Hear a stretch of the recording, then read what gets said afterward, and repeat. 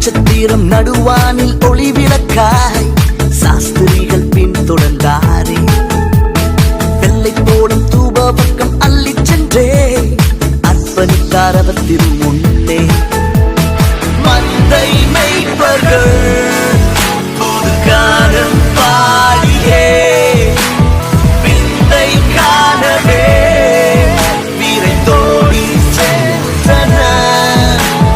மந்தை மேய்ப்பர்கள் புது காலம் பாடியே விந்தை காணவே விரைந்தோடி சென்றனர். சில்லான குளிர் காற்று சில்லான